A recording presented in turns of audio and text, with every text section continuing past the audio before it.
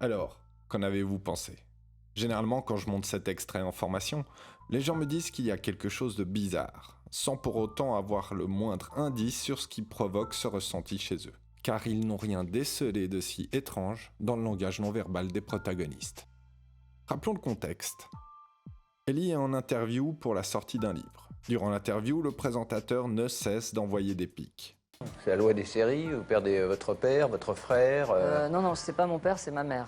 Enfin, bon. C'est pareil. Ça prouve peut-être même que vous avez même pas lu le livre, donc... Je l'ai parcouru, non, mais... Ellie, écoutez, attendez, j'ai perdu mon père, j'ai perdu ma mère, j'en ai pas fait un bouquin. Hein. Puis, quelqu'un dans le public dit quelque chose de particulièrement désagréable à Ellie. J'ai vraiment apprécié ce que vous avez dit. Okay. Non mais ça va, je t'emmerde.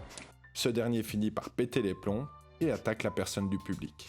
Tu viens me le dire s'il y a un problème, attendez, d'accord? monsieur, non, mais attends, excusez-moi. Non mais c'est facile de dire des trucs dans le dos des gens. Alors maintenant, tu peux Alors pourquoi cette séquence paraît si bizarre? Des fois, la meilleure façon d'analyser le non-verbal d'une personne, c'est de complètement faire abstraction du verbal. Je vous livre maintenant une méthode de spécialiste en langage non-verbal. Je coupe le son, tout simplement.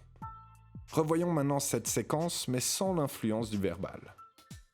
La tension est censée monter au fur et à mesure de l'interview, et rien. Sans le son, on pourrait croire qu'il raconte ses vacances à la montagne. S'il était en colère, on y verrait des mains en opposition, une accélération des mouvements, un visage de colère. Ici, ce n'est pas le cas. Et puis arrive le moment où Ellie pète les plombs auprès de quelqu'un du public. Et même ici, ça reste mou. Tout ça manque de cohérence comportementale et non verbale. Et oui, on peut tout à fait admettre que quelqu'un pète un plomb en une fraction de seconde sans indice préalable.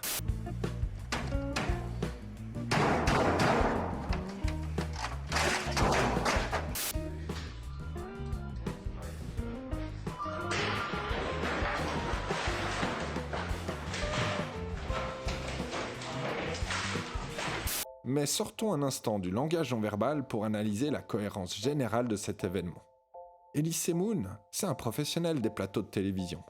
En tant qu'homme à l'image publique, il a dû apprendre à gérer les critiques et les attaques qui le concernent.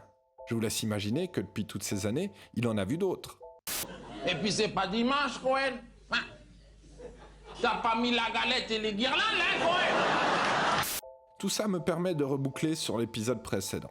En effet, tout ceci n'était qu'une blague organisée par le Grand Journal et Elise Moon. Ceci m'avait tout de suite sauté au visage. Dès la première diffusion. Non pas parce que j'avais vu un item du mensonge, mais plutôt parce qu'il manquait des items qui auraient dû se trouver là. J'ai donc déduit qu'il aurait dû avoir une montée en tension dans les mouvements d'Elise Moon pour finalement aboutir au pétage de plomb. Des mouvements de tension, rapides, comme dans cet exemple. On peut pas s'écouter, on peut pas faire un débat serein. Dès que vous êtes là, on ne peut pas faire un débat serein. Regardez-vous. Alors faut plus venir. Des mains en opposition, comme ici. Et ensuite la phrase, excusez-moi, moi d'avoir lu des livres, qu'est-ce que ça sous-entend? Ça sous-entend pas que moi je n'ai rien lu. Ah non, ça sous-entend Très bien, d'accord, merci. Je sais rien ce que vous avez lu. Merci, c'est bon, stop. J'ai Faut que moi vous aussi, le mettiez dans la tête. mon cher ami, ce coup-là, ça marche pas. Et moi, monsieur. Moi aussi, j'ai grandi en banlieue. Mais moi, donc ce coup-là, ne marche pas. Je suis né à Montreuil, j'ai grandi.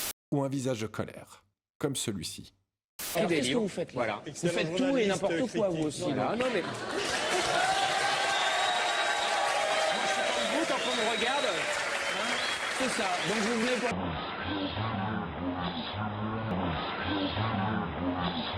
Mais non, mais je croyais que le strass et les paillettes, ça nous était réservé. Bien que cette absence d'item de colère fût suffisant pour me mettre sur la voie, il y a quand même un deuxième item intéressant que j'ai pu remarquer après coup, en me repassant la scène, à froid.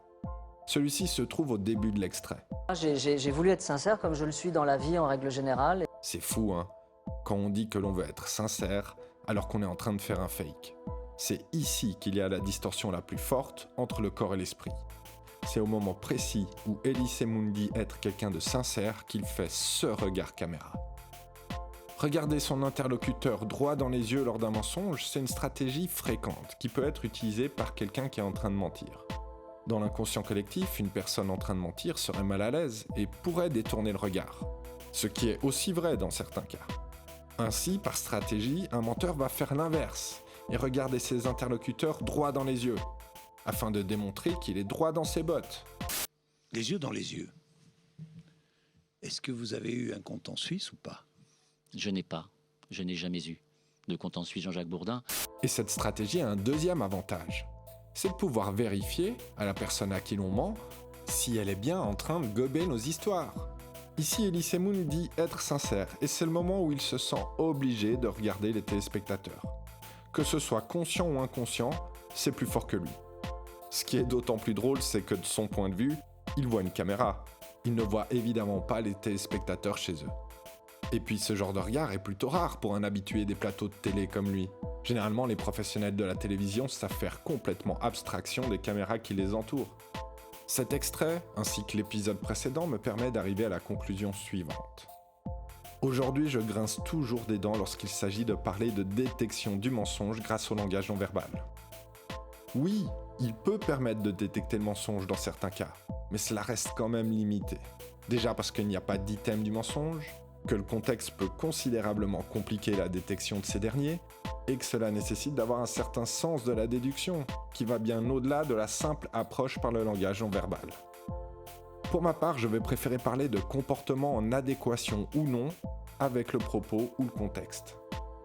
Ainsi, le meilleur conseil que je peux vous donner à l'issue de cet épisode est de ne pas rentrer dans une analyse du langage non verbal avec l'objectif de détecter le mensonge. Vous risqueriez de rentrer dans un biais de confirmation et vous pourriez louper un bon nombre d'items bien plus intéressants, car vous seriez aveuglé par l'envie de détecter le mensonge.